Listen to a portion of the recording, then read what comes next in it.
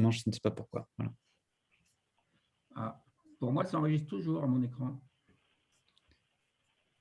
Hop.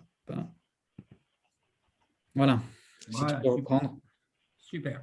Donc voilà, l'objectif, c'est de monter une formation vraiment, enfin, que je dirais disruptive pour vraiment faire basculer les entreprises.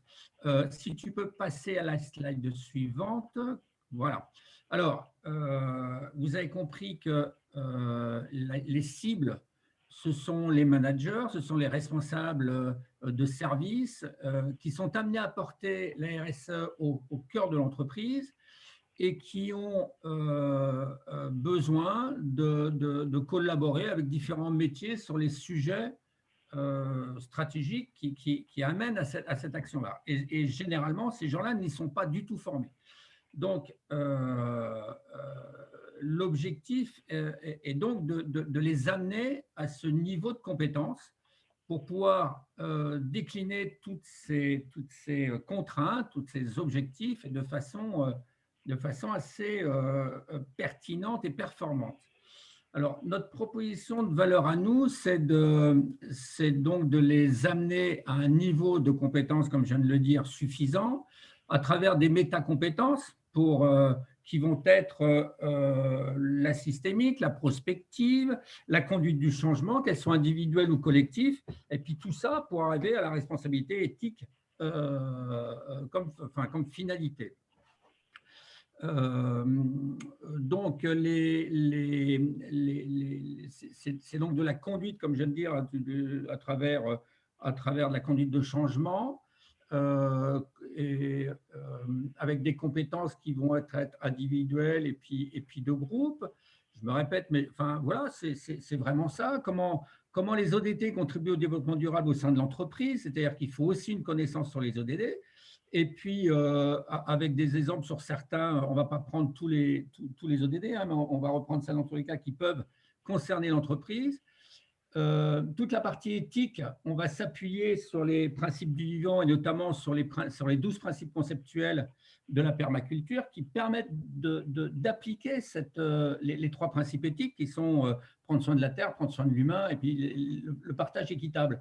Et donc, ces contraintes-là, il faut qu'on les amène à pouvoir les manager, enfin les dérouler. Et puis, il y a la notion d'application pratique avec le soutien donc de cercles pairs en codev, applications pratiques qui peuvent peut-être être en format lab, mais enfin voilà, ça reste à définir. Alors, on constate donc un enjeu de compétences sur lequel il faut faire monter les responsables d'entreprise. Et aujourd'hui, dans les formations proposées, il faut qu'on intègre, enfin, dans la formation que l'on souhaite proposer, il faut que l'on intègre donc toutes ces métacompétences que je viens d'exprimer. Tout ça pour arriver au fait que il faut qu'on arrive, l'objectif de la formation est d'arriver à emmener ces responsables à une approche qui va être systémique, de façon à pouvoir adapter le management dans les situations, dans les organisations complexes que sont aujourd'hui les entreprises.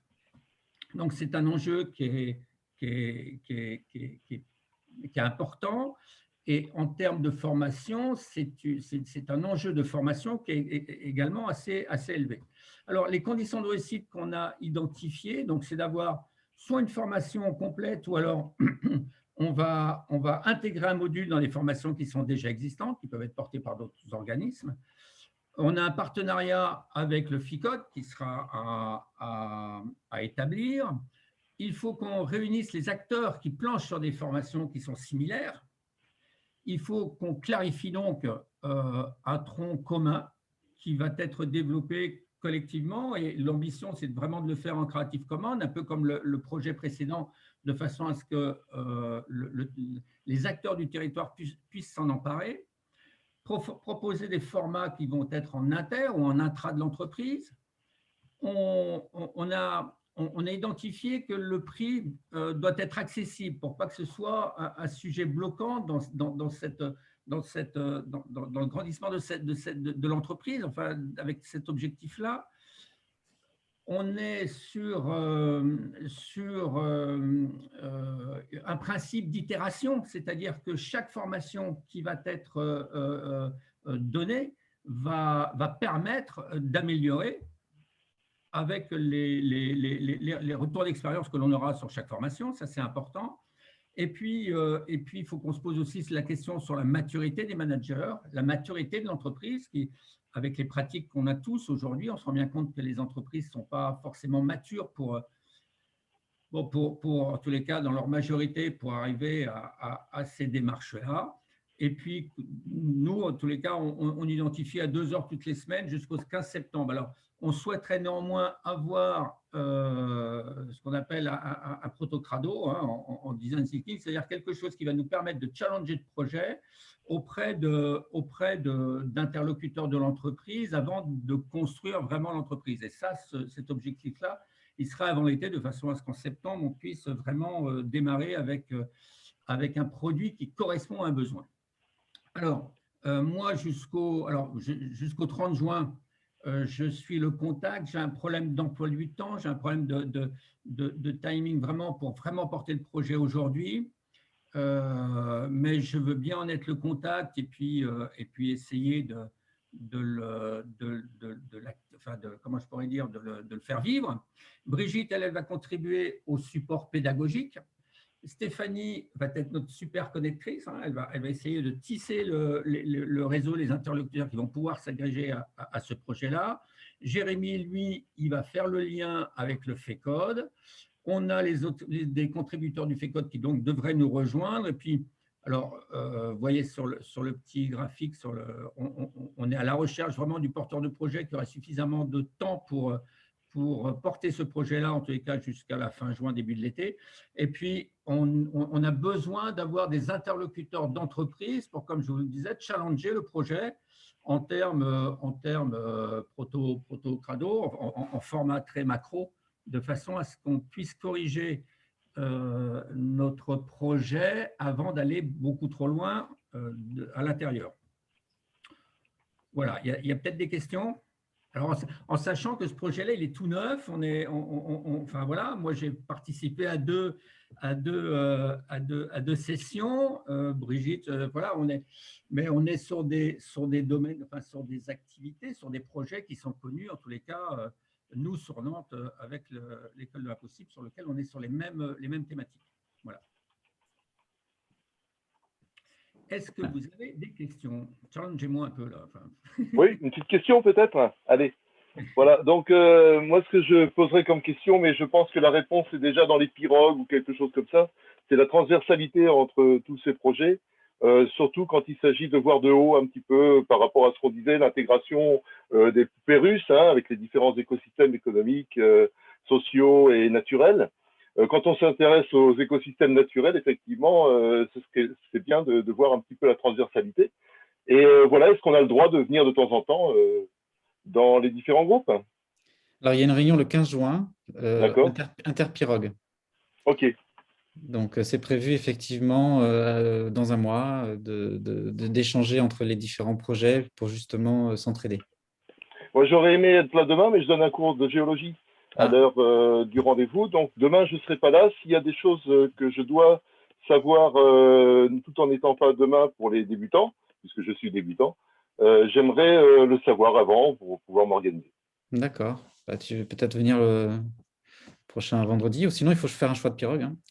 Malheureusement, même si on se sent très transverse. Oui, mais c'est déjà bon. Moi, j'ai dit tout à l'heure que je m'intégrais dans le groupe que j'ai vu passer là tout à l'heure. On peut en reparler. Très bien. Tu peux laisser ton email peut-être dans le chat. Une autre question? Peut-être qu'on ne s'interdit pas non plus à aller chercher les compétences sur d'autres pirogues lorsqu'on en a besoin. Voilà. Oui. Philippe, on peut aller te chercher pour un sujet que tu porterais plus que nous. Oui, on appelle ça des bons génies. On appelle ça des bons génies. Je pense également au métier que je fais, c'est que demain, je suis en formation. C'est-à-dire que je donne un cours de géologie, je donne des cours d'écologie, je fais des conférences sur l'histoire des sciences également, et je vais traiter le darwinisme, par exemple, bientôt. Donc, ce qui fait que ce sont des possibilités, effectivement. J'ai même été contacté par des collaborateurs avec qui je bossais chez Alpha Aquitaine en géologie, hein, pour pouvoir faire des formations dans des entreprises, mais vraiment de la formation. C'est-à-dire pas ce qui me plaît pas, c'est-à-dire la prospection. Voilà, surtout avec tous les problèmes qu'il y a en mer du Nord, notamment, enfin, au-delà, même en Arctique maintenant. Je suis plutôt, c'est bien pour ça que j'ai pas continué à travailler avec les pétroliers, c'est parce que je suis un géologue complètement indépendant, versé davantage sur les écosystèmes, mais ça m'empêche pas de former dans les entreprises également. Et puis donc, si jamais on doit en parler, c'est Très bon. bien. Est-ce que quelqu'un a une question avant qu'on passe au projet suivant? Une contribution, une remarque? Bon, on passe au projet suivant.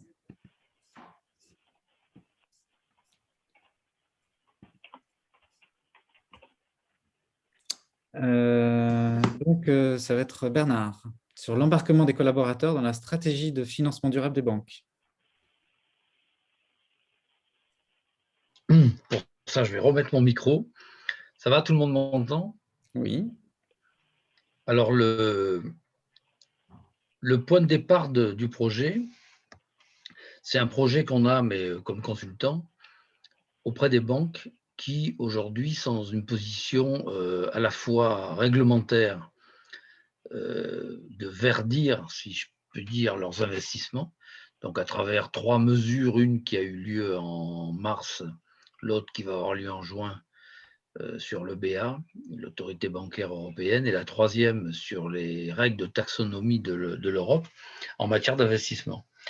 Et les banques françaises sont très mal placées. Elles se sont même fait écorner par la presse, comme quoi elles avaient un taux de financement des économies carbonées qui était énorme, le plus gros du monde. Donc aujourd'hui, il y a une accélération pour renverser leur choix, leur sélection d'investissement. Et nous, l'idée, parce qu'on est déjà sur un certain nombre de contacts avec les banques et même de projets qui avancent, c'est de, parallèlement au développement des grands projets qui sont faits par des services spécialisés, d'experts, c'est que les collaborateurs, alors en charge de l'investissement, ce n'est pas le guichetier de la banque du coin, mais régionalement, puissent s'emparer de dossiers locaux ou régionaux et de créer une culture, donc bottom-up, dans la banque, de façon à ce que, c'est ce qui se fait aussi dans chez pas mal de nos clients, que l'économie durable soit un peu l'apanage de chacun et non pas d'un service particulier qui s'occupe de redorer l'image de la banque. Voilà. Donc nous, on a déjà un certain nombre de contacts. On leur propose ça. Donc on a, nous, tout ce qu'il faut en termes d'animation, de groupes, projets autour de ça. Beaucoup en co-développement d'ailleurs. Ce qui manque, c'est l'interface avec des spécialistes du domaine. Pour savoir dans quel domaine, alors ils peuvent avoir quelques idées quand même, les collaborateurs, mais beaucoup n'ont pas beaucoup d'idées. Ils ont entendu parler, comme tout un chacun, d'économie circulaire, d'énergie nouvelle, etc., mais ils ne savent pas très bien où aller. Donc déjà, l'idée, ça serait qu'ils puissent trouver, alors, soit auprès d'un groupe dédié, soit par des accès particuliers sur le site, des informations pour déjà savoir vers quoi ils veulent aller, qu'ensuite ils puissent se former. Donc là, on rejoint le groupe d'avant sur les techniques sur lesquelles ils voudraient approfondir. Alors ça peut être la fresque de la Renaissance pour démarrer, donc avec les pieds à l'étrier, mais ensuite il va falloir qu'ils se spécialisent. Et ensuite, pour avoir accès à des projets, alors peut-être qu'ils ont déjà accès parce que je pense qu'on les sollicite beaucoup. Mais je vois aujourd'hui un certain nombre de collègues qui montent des startups, ils passent plutôt par des business angels ou par des boîtes spécialisées. Ils ne vont pas tellement voir les grandes banques. Et ça, c'est un des défauts des banques, c'est de ne pas avoir accès réellement au commerce local, régional, avec des petits projets. C'est évident que les collaborateurs, on ne va pas leur donner des projets à 20 millions d'euros. Alors après, ça reste à définir avec la banque, quel est le niveau d'autonomie. Est-ce qu'il va jusqu'à la décision Ça paraîtrait un peu étonnant aujourd'hui dans les banques. Ou est-ce qu'ils vont jusqu'à la sélection, le montage du projet qui sera ensuite soumis à un service quand même qui va regarder, donc en collaboration avec eux, pour vérifier la fiabilité des projets. Mais l'idée, c'est que les collaborateurs puissent aller progressivement de plus en plus loin dans l'autonomie pour sélectionner des projets qui ont du sens, en général régionaux, et qui vont dans ce sens-là. Voilà. Donc on est vraiment dans un système complémentaire. Il y a le top-down, qui existera toujours, bien sûr, avec des investissements plutôt nationaux ou de grandes régions, en lien avec évidemment les grands acteurs régionaux, et tout un mouvement à apporter au niveau du terrain pour faire du bottom-up, c'est-à-dire que la culture de la banque commence à changer aussi par en bas. Voilà.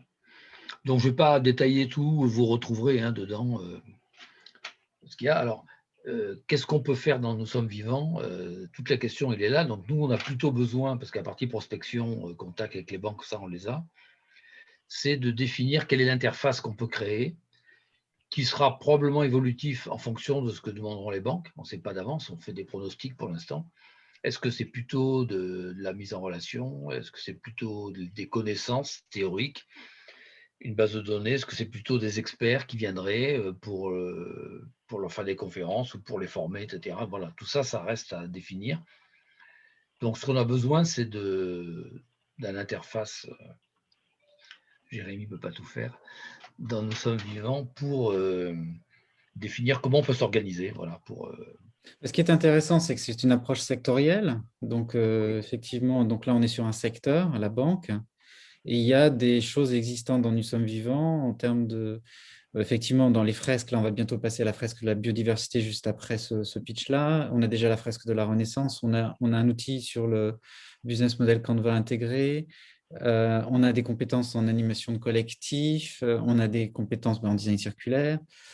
On fait de la formation. Donc, effectivement, ça serait exploiter au sens positif du terme ce qui est déjà en cours et faire ce pont avec le monde bancaire.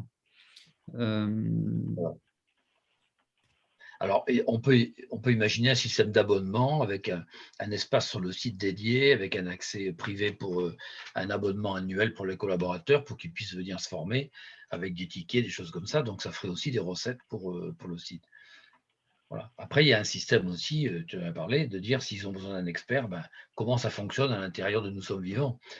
Qui sélectionne l'expert, parce qu'il va y avoir des problèmes de concurrence. Donc, ce n'est pas simple. On avait déjà monté un truc il y a quelques années. Et il y a souvent des concurrences. Pourquoi ce n'est pas moi? Pourquoi c'est lui? Est-ce qu'il y a une part de rémunération qui revient à l'organisation, etc. C'est tout ça à définir, quoi.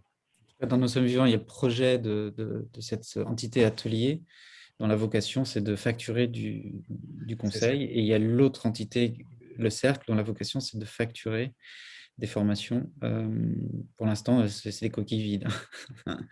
Mais voilà, pour l'instant, on est dans une association qui se réunit sur l'archipel et on partage.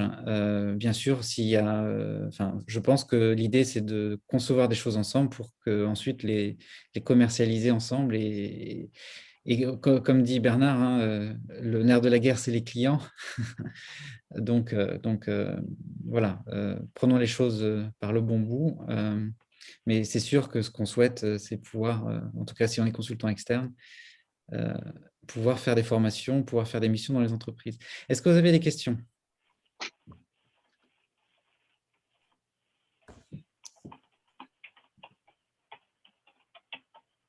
Parce que là, on est obligé, avant de passer à la prochaine, de rester 7 minutes ensemble.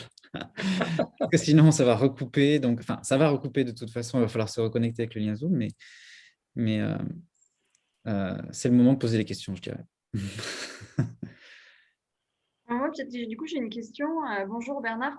Du coup, Bonjour. En fait, j'ai peut-être pas tout à fait compris. L'idée, c'est de former les collaborateurs pour qu'eux puissent élaborer des stratégies plus durables pour leur banque, pour l'activité de la banque. C'est exactement ça. C'est-à-dire qu'aujourd'hui, c'est ce qu'on fait. Les collaborateurs peuvent s'investir sur des projets qui ne sont pas dans leur quotidien, Okay, donc, on leur laisse une autonomie pour développer des projets d'investissement au niveau local. Okay, donc, ça va de 5 000 à peut-être 50 000 €. Il faut voir ce que la banque est prête à leur laisser. Sachant que la décision finale reviendra forcément quelque part à la direction. Et il faut évidemment leur allouer du temps pour qu'ils puissent, je sais pas, une demi-journée par semaine se réunir. Mais on se heurte vite à un problème de compétences. Comment moi, banquier, même si je suis jeune, je peux aller définir si telle entreprise dans la permaculture, elle est rentable, si dire, le système de business plan, ça ne marche plus dans ce genre de domaine. En plus, moi, j'en ai fait plusieurs et en fait, on met ce que la banque veut, avec des fois la complicité de son banquier. Il faut que vous mettiez ça pour que ça passe. Mais en fait, ça n'a aucune réalité. Donc là, l'idée, ça serait vraiment de leur donner des vraies clés pour comprendre ce que c'est qu'une entreprise de permaculture. Par exemple, je prends peut-être un mauvais exemple, ce n'est peut-être pas par ça qu'ils vont commencer, mais comment nous, banquiers, on peut se former suffisamment pour pouvoir aller voir quels sont les projets intéressants et avoir un minimum de valeur ajoutée, avec éventuellement l'aide d'experts. Donc, on peut s'assurer qu'ils vont venir nous aider à expertiser le projet en disant, ben non, ce projet, il ne vaut rien parce que la personne, elle n'a pas vu ça ou elle n'a pas vu ça, ou alors parce que les banques de plus en plus ont du conseil, on peut très bien aider l'entreprise. Je travaillais avec un fonds d'investissement qui aidait les entreprises à faire en sorte que leur projet, avant de le financer, soit orienté de façon plus rentable, quoi. Ça serait laisser un petit budget aux collaborateurs pour leur dire investissez un petit peu dans le projet qui vous fait plaisir ou quelque chose comme ça, qui soit voilà, un peu. Exactement. De même qu'on a pas mal de clients qui laissent 2 jours par an collaborateurs pour s'investir dans des associations pour venir 2 jours. Nous, il y en a une qui est venue à notre association pour peindre, l'autre qui est venue pour faire différents trucs. Il me semble qu'il faut faire un partenariat avec Time for the Planet. Ouais. Ça me semble un peu opportun. Je ne sais pas si tu connais Time for the Planet. Oui, comme ça, mais pas plus que ça. Ouais. Ouais, il y a moi, je les connais donc là, l'idée, c'est de dire, parce que c'est quand même leur job d'investir. Donc, au lieu de participer simplement et d'aller rechercher des projets, là, ils seraient les initiateurs. Alors, je pense qu'au démarrage, les banques ne vont pas leur laisser le choix de décider eux-mêmes, à 4 ou 5, de dire on finance ou pas. Donc, il faudra que ça passe quand même par un comité qui va valider le projet. Mais tout le projet sera monté et préparé par ce groupe. Le service qui tranchera, à la limite, sera juste un projet, un service, comme on a une entreprise, expert qui va, pour les mettre en garde, si je puis dire, conseiller, que est-ce qu'ils ont bien regardé tel aspect, est-ce qu'ils ont bien regardé telle chose, est-ce qu'ils ont bien regardé, etc. Donc, faire comprendre la biodiversité et le vivant aux banquiers. Oui. Et est-ce que ça veut dire les amener à changer d'indicateur de décision? Ils sont obligés, puisqu'aujourd'hui, il y a 3 normes qui les obligent à le faire. Donc, ils doivent avoir un pourcentage de leurs investissements qui sont verts. Okay, donc, ça dépasse même les 15%. Et ils ont aujourd'hui, dans 70 domaines, des critères très précis auxquels ils doivent répondre. Donc, ils ne peuvent plus investir sur un certain nombre de choses. Donne-nous un exemple. Par exemple, la Société Générale. Pour ne pas la citer. Pour ne pas la citer, c'était épinglé en ayant 40% de ses investissements sur la recherche pétrolière. Donc, le scandale est un peu sorti.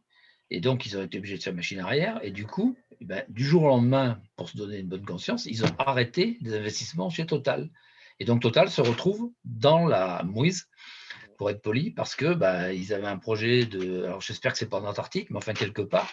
Alors, même si on est contre, Général s'était investi pour financer ce projet. Du jour au lendemain, il dit maintenant, finalement, l'Europe nous a mis des critères, on ne peut plus. Voilà. Donc, pour éviter ça, aujourd'hui, on leur dit…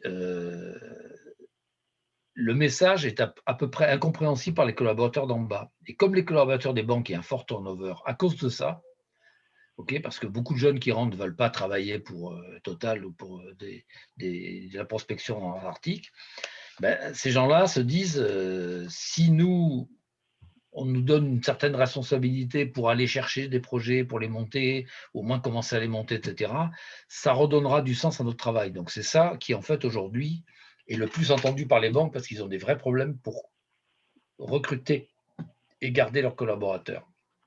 Parce qu'ils sont comme tous les collaborateurs aujourd'hui, ils ne veulent pas travailler pour n'importe qui, n'importe quoi.